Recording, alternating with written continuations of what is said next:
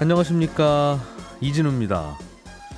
치과용 임플란트를 만들어 파는 오스템 임플란트라는 회사가 있는데요. 작년에 직원 하나가 회사 돈 2천여억 원을 횡령해서 유명해진 곳이기도 하죠. 이 회사의 주인이 최근에 갑자기 바뀐다는 소식이 어제 주식시장에서는 큰 이슈였습니다. 회사의 주인이 바뀌는 과정에서 과거와는 다른 일들이 좀 벌어지고 있어서 오늘은 이 소식을 좀 들어보겠고요. 집주인이 세입자에게 보증금을 돌려주려고 대출을 받을 때 대출 보증 한도가 앞으로 좀 늘어난다는군요. 역전세난을 맞은 집주인들에게 약간 유용할 수도 있는 뉴스일 것 같습니다. 살펴보겠습니다. 김치 종주국인 우리나라의 작년에 김치 수입액이 사상 최대치를 기록했습니다. 그리고 우리나라의 12월 외화 예금액이 사상 최대치를 또 경신했다는 소식도 어떤 의미인지 챙겨 들어보겠습니다. 1월 26일 목요일 손에 잡히는 경제 바로 시작합니다. 내리는 눈처럼 소복히 경제 뉴스들도 쌓여 있습니다.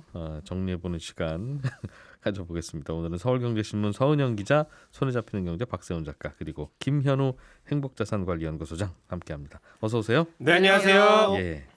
자, 서은영 기자님이 오스템 임플란트라는 회사의 소식을 가져오셨는데, 이 회사가 직원 하나가 2천억 원 넘는 돈을 회사 돈을 횡령해서 거래 정지도 오랫동안 되고, 이게 벌써 이제 한 1년 된 소식이군요. 그렇습니다. 새해 벽두를 아주 작년에 뜨겁게 달궜던 소식이었죠. 1년 만에 새 주인을 찾게 됐어요. 그러니까 기존 대주주가 회사를 팔기로 했다는 겁니까? 네, 그렇습니다. 이게 어제 주식 시장을 정말 그야말로 뜨겁게 달궜던 아주 핫한 뉴스였는데요. 임플란트 재료로 유명한 회사죠. 요즘은 역대 최대 규모의 직원 횡령 사건이 벌어진 회사, 이렇게 아주 유명해졌는데, 사모펀드 운용사 두 곳이 이 창업자의 지분 일부를 사들이고 이 주식 공개 매수까지 진행하겠다, 이렇게 어제 공시했습니다. 공개 매수라는 건요, 가격 얼마 이렇게 딱 내걸고 주식 들고 나한테 오면 그 가격에 다 사줄게, 이런 겁니다. 인수에 나선 운용사는 유니슨 캐피털 코리아와 MBK 파트너스 두 회사가 이 컨소시엄 구성해서 들어왔는데, 앞으로 이제 컨소시엄이라고 그냥 부르겠습니다. 이 회사들은 이제 투자자들 돈 모아서 이제 이런 회사 샀다가 또 더 비싼 값에 넘겨 파는 사모펀드들이죠. 그렇죠. 주로 이제 기관 투자자들 자금을 대리 운영을 해주는 곳이고요. 앞으로 이 설 연휴가 끝나자마자 이 오스템 임플란트가 5건의 공시를 잇따라서 내놨는데, 종합하면 이달 5일에 컨소시엄이 오스템 임플란트 인수를 위한 특수목적 법인 설립했다. 거기서 이제 최대주주 지분 일부를 사들일 건데, 다음 달 24일까지 또 한 달 동안 주당 19만 원의 주식 공개 매수 진행하겠다. 그런데 이게 19만 원이라는 가격이 최대주주한테 쳐준 가격이랑 똑같이 매긴 거다. 공개 매수는 최소 15.4%, 최대 71.8%까지 사들이겠다. 이런 내용입니다. 그러니까 15.4%는 일단 신청이 들어오셔야 되고, 너도 나도 19만 원에 사달라고 신청을 해서 71% 이상, 71%까지 들어오면 거기까지도 사주겠다. 네, 그렇습니다. 지금 주가는 19만 원에 한참 못 미치는 모양이에요. 조금 못 미치는데 어제 너무 급등을 해서요. 거의 근접한 수준까지 가긴 했습니다. 그렇군요. 이게 공개 매수를 이렇게 많이 하면 거래되는 주식들 대부분을 이 사모펀드들이 사겠다는 말이고, 그렇죠. 그 말은 상장 상태가 유지가 안 된다는 뜻인데, 상장이라는 건 자격도 갖춰야 되지만 주식이 꽤 많이 분산이 되어 있어서 너도 나도 주주가 많아야 상장이 되고 유지되는 건데, 상장 폐지를 하겠다는 건가 봐요. 네, 이 공개 매수 목적을 M&A와 자진 상장 폐지다, 이렇게 밝히고 있기도 합니다. 보통 경영 참여형 사모펀드들이요, 회사 인수하면 상장 폐지 추진하는 게 의사결정 속도 높이라는 것도 있고, 또 사업 재편하는 과정에서 잡음을 줄이기 위한 목적도 있거든요. 근데 오스템 임플란트 같은 경우에는 이 정도 규모의 횡령 사건이 발생했을 정도면 허술한 점이 한두 가지가 아니었겠죠. 이런 것들 좀 고치는 과정에서 이제 잡음을 좀 줄이려는 의도가 좀 큰 것 같고요. 일단 창업자 주식을 이미 사들이는 건 아니고, 이게 지금 중요한 게 공개 매수에 성공을 했을 때, 그러니까 최소 목표치인 15.4% 이상 사들이면 창업자이자 최대 주주인 최규옥 회장 지분 한 9.3%인데 이게 전체 절반 정도 못 미치는 수준이거든요. 이거를 공개 매수가와 동일한 19만 원에 산다는 겁니다. 그러니까 이게 21일에 맺은 계약인데, 이 계약의 아주 중요한 전제가 바로 공개 매수의 성공이라는 겁니다. 최소한 15% 이상이 공개 매수가 돼야, 그렇게 해서 성공을 하면 창업자 지분 절반도 우리가 같은 가격에 사줄게. 그렇습니다. 예전 같으면 창업자가 말도 안 되지, 창업자 지분은 프리미엄 더 붙여서 사줘야지, 나 이러면 이런 거래 안 합니다. 이제 할 텐데, 심지어는 프리미엄 붙여서 사줘도 마음이 바뀌어서 나 그런 계약 한 적 없다고 남양유업 같은 회사는 막 소송도 붙고 네, 그랬잖아요. 그렇습니다. 그런데 맞아요. 최대 주주도 오케이 했나 봐요. 네, 일단은 최대 주주도 오케이를 했고 지금 이거는 뭐 사실 최대 주주가 더 급한 점이 분명히 있습니다. 그러니까 그건 제가 좀 이따가 말씀을 드릴 텐데요. 예. 이게 성공을 못했다. 그럼 이제 모든 계약이 그냥 없던 일이 되는 거거든요. 그러니까 공개매수 실패하면 그냥 이 계약은 없던 무산되는 건데 예. 반대로 이 성공했다고 가정을 하면 절차가 마무리되는 다음 달 말에는 이 컨소시엄이 최소 24.7%, 최대 81.2% 지분을 보유하게 되는데 이게 최회장 지분이 아까 좀 남아 있잖아요. 예. 이걸 좀 더하면 공동 보유자로 계산을 할 수가 있거든요. 이때 이제 최대 물량까지 더하면 90.7%가 됩니다. 예. 코스닥 자진 상장 폐지 요건이 조금 복잡하긴 한데 단순하게 말씀드리면요. 최대 주주가 발행 주식 총수의 90% 이상 주식 보유하면 되거든요. 그러니까 요건은 충족이 되는 거죠. 그렇군요. 그러면 아마도 사모펀드들은 이걸 사들여서 일단 경영권을 갖고 여차하면 상장 폐지까지 시켜서 네, 주주들 신경 안 쓰고 그렇죠. 그냥 경영만 오붓하게 경영해보겠다는 뜻 같은데 네. 이 계획의 성공 가능성은 높아 보여요? 아니면 좀 변수가 있습니까? 일단 아까 이 기존 최대 주주에게 주식을 사들일 때도 19만 원인데 공개 매수 가격도 동일하다고 말씀드렸잖아요. 예. 이게 사실 이 뉴스의 포인트인데요. 보통 이 최대 주주 주식 사들일 때는 경영권 프리미엄을 얹어주잖아요. 말씀하신 대로. 그리고 일반 주주한테는 같은 값을 쳐주는 경우가 거의 없습니다. 예. 국내에선 전례를 찾아보기 어렵죠. 이런 조건을 내놓은 건 여러 가지 계산이 깔려 있겠습니다만 일단 당장 이 딜을 성공시키고 싶은 그 욕심이 클 것이고요. 예. 그리고 이제 금융당국이 올해 도입 추진 중인 제도 중에 의무 공개 매수 제도라는 것이 있거든요. 이게 상장 기업이 인수되거나 합병할 때 소액 주주도 최대 주주랑 똑같이 경영권 프리미엄 적용해서 지분 팔 수 있게 보장해 줘라. 그래야 소액 주주도 보호할 수 있다. 이런 제도인데 아직 도입은 안 됐는데 이걸 좀 선제적으로 도입을 한 거예요. 그만큼 좀 소액 주주들 마음을 좀 어루만져 주겠다. 그러니까 말하자면 이 오스템 임플란트가 작년에 이제 상장 폐지 위기까지 몰리면서 개인 주주들이 소가를 좀 많이 했잖아요. 네. 그러니까 여기에 대한 보상 그리고 또 기업 이미지 그동안 굉장히 많이 실추됐는데 그 이미지 좀 끌어올리겠다 이런 의미도 좀 큰 것으로 보입니다. 문제는 우리나라 주식시장에서 이 공개 매수가 성공적으로 마무리된 케이스가 별로 없다는 점인데요. 어제 종가가 18만 6,300원이었거든요. 예. 굉장히 많이 올랐죠.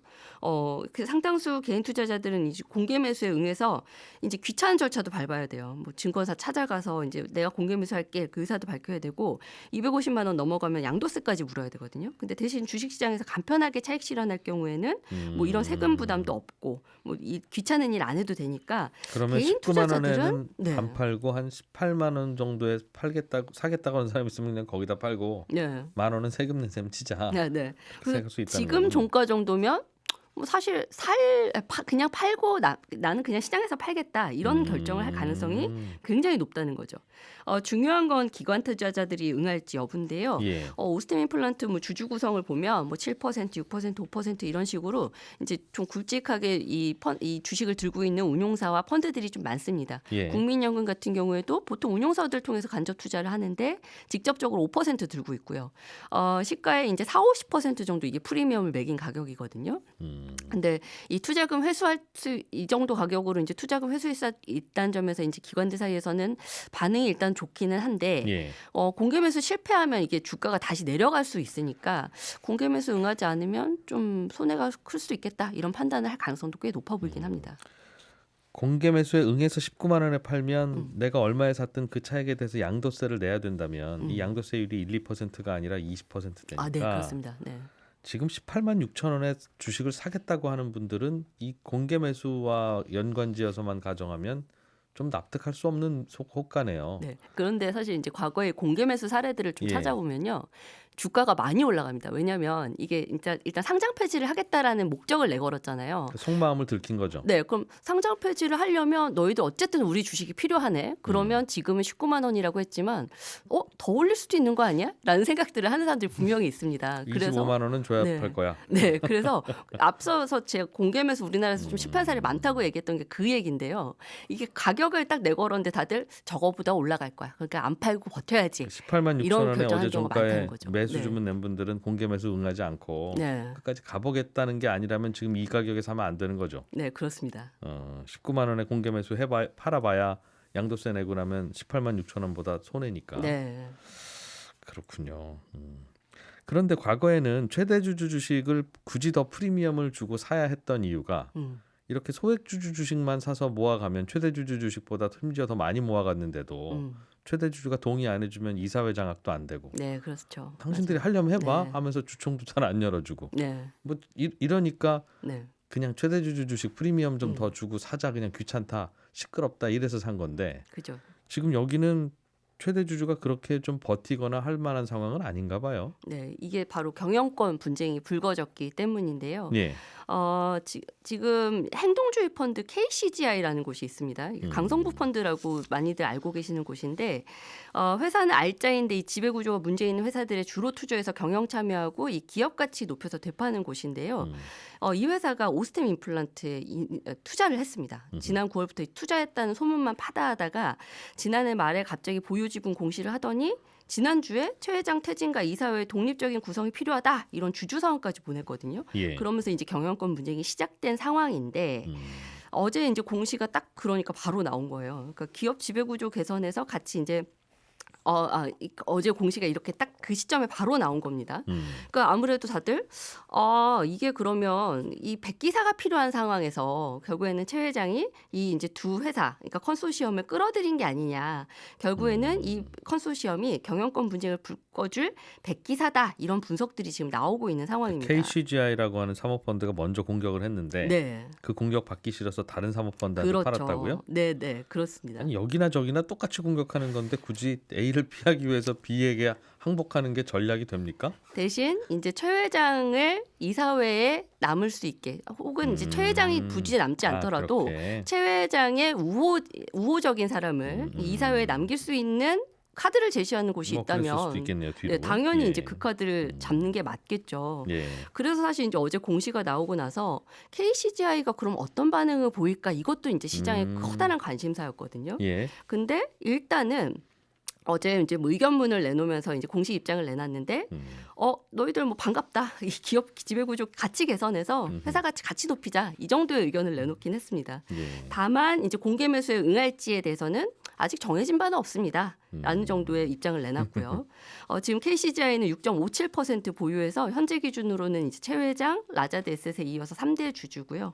앞으로 이제 이 KCGI가 어떤 움직임을 보일지가 이제 앞으로 네. 좀 시장의 관심사가 될 것으로 보입니다. 토벌 때 두 곳이 출동했는데 둘 다 포위를 해서 네. 어느 쪽에 항복할 건지 빨리 결정해라. 네. 요구를 받은 상황이네요. 대주주는. 그렇습니다. 알겠습니다. 박 작가님, 네. 우리나라가 작년에 김치 저는 뉴스가 수출액인 줄 알았어요. 네, 저도요. 수입액이 사상 최대치였습니까? 그렇습니다. 1억 7천만 달러 조금 안 되는데 수입액이요. 우리 돈으로 하면 대략 한 2,090억 원 정도 됩니다. 그러니까 수입액이 1년 전보다 20% 조금 넘게 는 건데요. 예. 이 정도로 수입을 한 게 관련 통계를 내기 시작한 게 2007년인데 그 이후로 최대치입니다. 중국산 김치 수입해왔나 봐요. 그렇습니다. 전부 다 그렇습니다. 근데 작년에 김치에 들어가는 재료 가격이 오르면서 국산 김치 가격이 오르니까 예. 이제 가격이 좀 싼 중국 김치를 찾는 경우가 늘어난 걸로 해석이 되는데요. 가격이 얼마나 싸냐면요. 작년에 수입 김치 가격은 톤당 643달러였거든요. 예. 우리 돈으로 대략 80만 원 조금 안 되는데 수출 김치는 톤당 우리 돈으로 하면 422만 원 정도 합니다. 네. 중국에서 수입하는 김치 가격이 우리가 수출하는 김치 가격이 5분의 1 정도 되는 거거든요. 그런데다가 또 작년에 김치 수출액은 재작년보다 한 12% 정도 줄었어요. 예. 또 김치 수출액이 줄어든 건 또 7년 만에 있는 일인데 다들 중국산 김치 사 먹으니까 한국 김치 비싸서 못 사 네. 먹겠다 했는 모양이죠. 수입액은 늘고 수출액은 주니까 이제 작년에 김치 무역 수지가 한 350억 원 정도 적자가 났습니다. 뭐 생각해 보면 김치도 사 먹을 수 있는 건데. 네. 그래도 좀 마치 이거 김치 종주국인데 저희가 작년에는 아마 사우디가 원유 수입했을 거예요. 러시아에서. 차라리 러시아 원유가 싸다. 야, 그 사우디가 무슨 원유를 수입해? 땅 파면 나오는 원유인데 싶지만 뭐 그럴 수도 있다. 네. 뭐 들긴 했는데. 들긴 하죠. 근데 사실요 이 김치 무역 수지라는 게요 2007년 이후에 2009년하고 2021년 두 번 빼고는 매년 적자이긴 했습니다. 예. 그렇군요. 뭐 애플도 디자인만 캘리포니아에서 하고 제조는 중국에서 하니까라고 생각하면 또 약간 위로가 되고. 네. 그래도 김치는 좀 그런 생각도 들고 그러네요. 우리나라 외화 예금이 사상 최대치를 기록했다는 건 무슨 의미입니까? 이건 또 그 달러 같은 외화 사들여 가지고 예금을 했는 게 외화 예금이잖아요. 예. 근데 12월 외화 예금 규모가요. 11월보다 한 36억 달러가 늘었어요. 그래서 1,100억 달러를 넘었는데 달러 사서 쟁여놓는 분들이 늘었다. 그렇습니다. 이게 한 135조 원 정도 되거든요. 예. 이 정도 되는 게 또 처음 있는 일입니다. 근데 우리나라 외화 예금의 80% 이상이 달러인데 이제 달러의 몸값이 좀 한창 막 1,400원까지 올라가다가 최근에 또 한 1,200원대로 내려오니까 기업들이 수출해가지고 판 돈 지금 달러로 갖고 있다가 안 바꾸고 있는 거예요. 예. 갖고 있다가 그냥 나중에 달러 가격이 좀 올라가면 그때 팔자. 그래서 쟁여두고 있는 게 있고 예. 개인 투자자들 입장에서도 달러 가격이 지금 떨어졌고 나중에 좀 올라갈 거라고 생각하고서는 외화 예금 넣어놓고 있는 건데 외화 예금 이자가 작년 말에 보니까 연 5% 정도로 올라왔더라고요. 그러니까 외화예금 이자가요? 그렇습니다. 연 5% 정도. 달러로 예금해도 우리나라에서 연 5% 이자를 쳐준다. 네. 그러다 보니까 뭐 쟁여두기도 하고 이자도 많이 주고 하니까 외화 예금 규모가 늘어난 거죠. 그럼 요즘 같은 때 이자 얼마나 또 내려왔는지 모르겠습니다만 앞으로 달러가 좀 오를 거라고 생각하시는 분들은 네. 이렇게 외화 예금에 돈 넣어놓는 것도 옵션 중에 하나겠네요. 그렇습니다. 그리고 이 외화 예금이라는 게 또 민간 외환 보유액 뭐 이렇게 불리기도 하는 거거든요. 예. 많으면 많을수록 좋긴 합니다만 이게 또 달러를 비롯해서 다른 나라 돈의 몸값이 올라갈 거라고 예상을 하고 투자를 하시지만 또 그 결과는 늘 그렇듯이 모르는 뭐 일이라서 모르는 일이긴 합니다만 외화 예금이 늘어났다. 그렇습니다. 최근에는 환율 달러 값이 많이 떨어져서 네, 아유 이럴 거라서 괜히 했네 싶은 생각은 드실 텐데 네, 그러나 또 이제 떨어졌으면 또 올라갈 테니까. 네. 알겠습니다. 김현우 소장님, 네. 집주인이 세입자 보증금을 돌려주고 싶어도 네. 다음 세입자 받아서 돌려줘야지라고 생각했던 분들이 많을 텐데 다음 대부분 세입자는 그렇죠. 네. 전세금을 더 싸게 들어오는 게 요즘 분위기라서 네. 전세가 내리는 바람에 돈 어떻게 돌려주지? 라는 여유 자금이 없는 분들은 고민일 텐데 그렇죠. 이럴 때 대출 받는 방법이 좀 있나 봐요. 네, 이게 많이 아마 이게 말씀하신 것처럼 전세값이 떨어져서 예전에는 3억이었지만 지금은 2억 5천에 내놓거나 아니면 예. 아예 전세를 기피해서 월세로 들어오시려는 분들도 있을 텐데 음. 그럴 때 내 돈이 집주인 돈이 여유가 있으면 빼줄 수가 있겠지만 없으면 어쩔 수 없이 대출을 받아야 되잖아요. 예. 요렇게 이런 상황에서 받을 수 있는 대출이 크게 세 가지가 있습니다. 요거는 하나는 세입자분들도 들어뒀다가 네. 집주인이 못 돌려드립니다. 그러면 이런 대출이 있습니다. 이렇게 설명을 해드리면 좀 갈등이 원활하게 풀릴 수도 있겠네요. 그럴 수도 있습니다. 일단 하나는 일반적인 담보대출 형태예요. 우리가 흔히 세입자 퇴거자금 대출이라고 하는데 주택의 근저당 설정하는 방식입니다. 주택담보대출 받을 때 똑같은 건데 문제는 이렇게 하면 집의 근저당을 설정하게 되고 그 대출 받은 거 전 세입자한테 빼줘야 되고 그 다음에 이제 세입자를 드리는 순서다 보니까 여기 집에 근저당 설정돼 있는데 함부로 이제 전세 들어가기가 좀 꺼려지죠. 이게 후순위가 되기 때문에 이걸 다 이해해주고 들어올 만한 세입자를 사실상 구하기는 어렵습니다. 그렇기 때문에 이렇게 집에 근저당을 설정하는 방식은 아주 소액이 아니면 좀 힘들 수도 있고 그럼 이제 이용할 수 있는 두 번째 대출이 근저당 설정하지 않는 방식의 대출입니다. 요거는 이제 신용대출에 들어가죠. 예. 근데 주로 이금융권이라든가 아니면 대부업체를 통해서 이런 대출이 이루어지다 보니까 금리가 높아서 빨리 갚을 수 있는 분들 아니면은 사실상 좀 어렵고 부담이 될 수가 있습니다. 예. 그럼 이제 세 번째 이용할 수 있는 방법이 주택금융공사의 보증서를 통한 대출이에요. 그러니까 집주인한테 빌려주는. 네, 그렇습니다. 주택금융공사가 이분이 안 갚으면 제가 대신 갚아드릴게요 하는 보증서를 은행에 발급을 해주는 거죠. 그럼 은행이 돈 빌려준다. 그렇죠. 은행은 주택을 담보로 하는 게 아니라 그 보증서를 담보로 그 보증서를 믿고 대출을 해줍니다. 주택금융공사는 뭘 믿고 이렇게 대출을 해줘? 그냥 집주인이니까 국민이니까.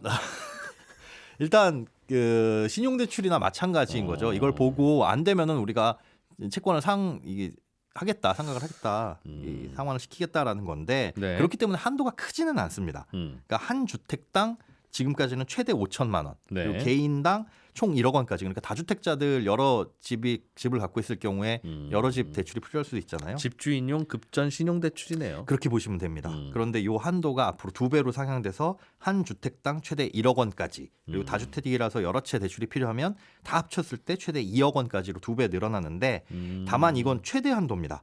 실제로는 얼마까지 해주느냐 이 한도 내에서 기존 보증금의 30% 네. 그리고 별도로 주택금융공사가 산출한 한도 이 중에서 적은 금액까지만 돼요. 그러니까 예를 들자면 집값이 현재 5억 원이고 예. 보증금이 만약에 2억 원이다. 예. 그러면 흔히 우리가 얘기하는 갭이라는 게 3억 원 정도 여유가 있잖아요. 그러니까 집값이 떨어지더라도 그래도 뭐 돌려받을 수 있는 가능성이 어느 정도 있는 거고요.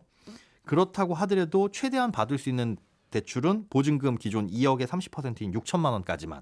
그러니까 이걸 거꾸로 생각하면 새로운 세입자를 드릴 때 이 대출을 이용하겠다라고 하시는 분들은 30% 정도까지만 낮춰서 받아야 이 대출을 이용할 수 있다. 이게 마지노선이라고 생각하시면 되는 겁니다. 전세 3억에 지금 살고 있는데 새로운 세입자는 2억 이상은 안 주려고 할 때 네, 그때 빠듯하게 쓸 수 있는 집주인용 신용대출이네요. 그렇죠. 다른 것까지 빡빡 긁어 모으면 이것도 주택금융공사에서 해주는. 네, 물론 이게 대출을 받으려면 다른 뭐 신용조나 조회나 이런 것들을 해봐야 될 텐데 예. 다른 조건들도 있습니다. 일단은 해당 주택의 가격이 예. 12억 원 이하여야 되고요. 예. 그리고 신청하는 시기도 임대차 계약 만료일 혹은 계약 중도 해지일 전후 3개월 이내에만 가능합니다. 이건 당연히 이 정도 기간 안에 들어와야 이제 전세난이고 분쟁이 생겼을 테니까. 그렇죠. 그리고 이건 공짜로 해주는 게 아니라 아까 뭘 믿고 해주느냐 사실은 일종의 보험료를 걷어요. 보증료라고 하는 걸 걷는데 그게 예. 대출금의 0.6%.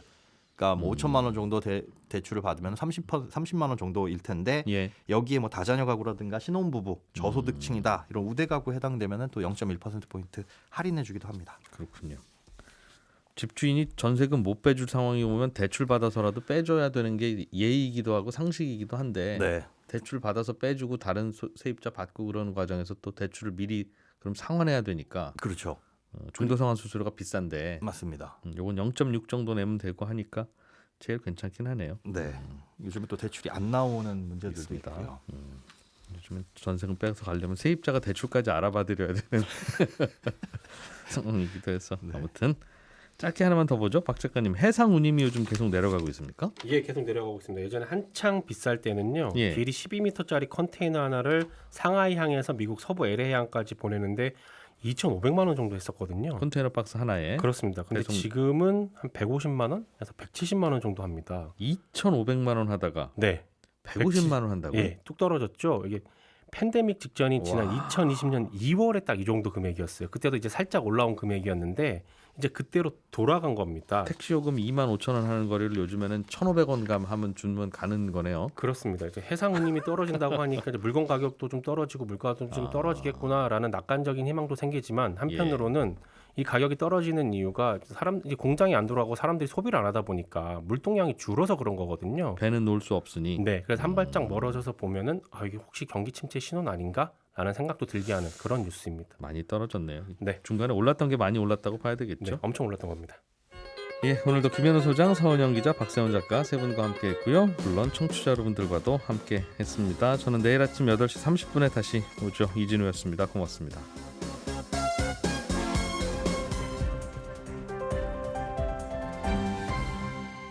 경제를 생각하는 사람들의 즐거운 습관.